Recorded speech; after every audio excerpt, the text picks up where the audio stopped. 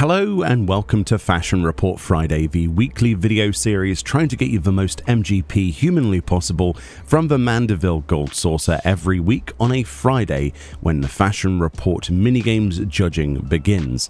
This then is week 285. We're a couple of weeks into Make It Rain, so definitely make the most of the MGP whilst you can.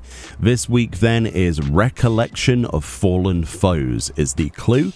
The individual clues then for each slot include Omega ornamentation for your body, the tail of Genji for any legs, the coil that binds for our ears, and our right ring or upper ring slot, the Creator. In this video we have a 100 score, an 80 with dies, and the easiest 80 we could come up with.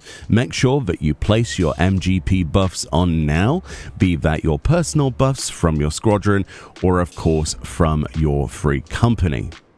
It should come as no surprise with clues like that we're going to have to do some raid content, and as a result of that nearly every single slot, in fact every slot, is raid related. For our chest then, starting this off, I went for the Omega Jacket of Casting. This is something that you can get from obviously Alphascape V4, which is the fourth fight of the Alphascape part of the Omega Raid series. You can do this on Savage mode to get the shafts from that. You need 4 shafts in total to exchange for the chest piece, or of course you can do the normal version of Alphascape V4 for those shafts, and you can get the Omicron chest piece instead. The only difference is the Omega Jacket is dyeable, therefore it is cooler, but any of these will work for any single job in the game. So you can go for casting, you can go for fending, maiming, striking, scouting, you can go for healing. All of them will work, but they will all require 4 of the shafts or for you to do Savage to get these, or you might get this as a drop from Savage actually. So definitely a good idea, especially if you want to get a mount as well. Go do that on Savage. Very easy to do, and I've even got a guide on the channel. For our legs then, basically the same tail is going to be told here. These are the Genta Tsutsu Hakama, if I could speak, of casting. These are obtained then from Deltascape V3 rather, and you can do this on normal or Savage. Once again, if you do it on normal, you need to get 4 of the springs. You get 2 springs upon a clear, which means 2 clears of the normal mode unsynced. Very easy to solo actually, Deltascape V3. Not too difficult at all. You know, Halicarnassus doesn't put up much of a fight against a level 90, even a caster, but if you want to play this safe, do it with a couple of friends and then it'll be even easier. Of course, you could do the Savage version of Deltascape V3 and get these as a drop, or from collecting the springs, as we say. This is not inclusive just to casting. You can go for fending, maiming, striking, scouting, aiming, casting, healing. All of them will work.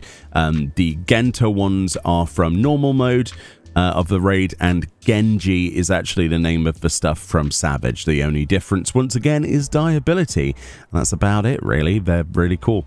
Then we have, for the earrings, yet again, the coil that binds. This obviously is referencing the binding coil of Bahamut. And if you go and do the binding coil of Bahamut, you can get yourself some earrings. It doesn't matter what earrings you get actually, so you can just go in here unsynced, blow things up. They're all level 50 and above, but they're all equipable by all classes in the game, so there are no restrictions. Just grab whatever earrings you first see and you're golden, pretty much. That's one of the easiest slots to get. Then finally, we have for the right ring or upper ring slot, as I will call it, the basically the Creator involves you doing Eyes of the Creator, basically either that on Savage or normal. Of course, the normal version on named Prototype Alexandrian Ring of Bending or whatever it might be, and the Savage versions are called just Alexandrian Ring of vending, etc. Again, there's no locks to any roles, so you can pretty much go for anything, and basically all the restriction is on this ring is being level 60 and above, so get whichever ring will drop first. All in all, it's not too bad. The only thing that's going to set you back is the necessity to go and do the left side raids for either Omega or, of course, Deltascape. But it is what it is. Let's move on to the 80 with dies.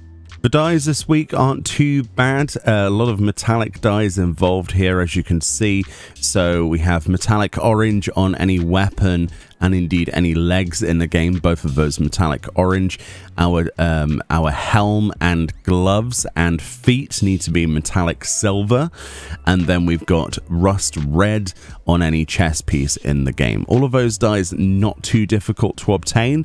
The rust red is actually the easiest because that's just from an NPC vendor for about 200 gil. So that's the easiest die to obtain. So your metallic dies are going to vary in terms of price, but if you didn't want to do any raid content at all, just have something equipped in every slot, and there's your dies. Basically, there's no expensive, like, you know, I need to go to the cash shop sort of dies this week. So at least that is a safe haven. But we can make this even easier. Let's go over to the easiest 80 possible. Alrighty then, so for the easiest 80 possible, we went to that NPC die vendor such as Nanabe in Uldar's Sapphire Avenue Exchange, and we spent 216 gil to get a pot of die.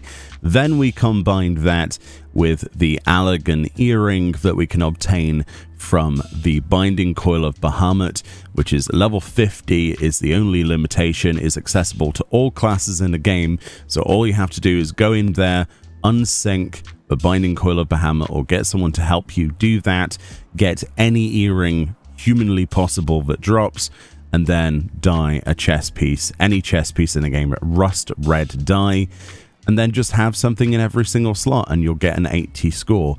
It's as simple as that. And if you wanted to, say for instance you didn't want to do the Binding Coil, but perhaps you had one of the other items from the 100 earlier, for example if you had an Omega chest piece, or if you had, I don't know, the Genta leggings or whatever it might be, just replace that piece with that slot, mix and match. And if you don't have enough pieces, dye yourself rust red on any chest piece. Very simple stuff, not rocket science, quite simple this week. I will say the 100 does take a bit of time if you especially if you're on a character that doesn't want to raid, but apart from that there are lots of good alternatives. Pretty simple week. Make sure you have your MGP buffs, like I say, on, because you'll get 96,000 MGP if you do, and that is certainly not to be snubbed. Anyway, much love, enjoy the rest of your day, enjoy your weekend, and I'll see you all next week for patch 6.45. I'm very hyped for that, very hyped indeed.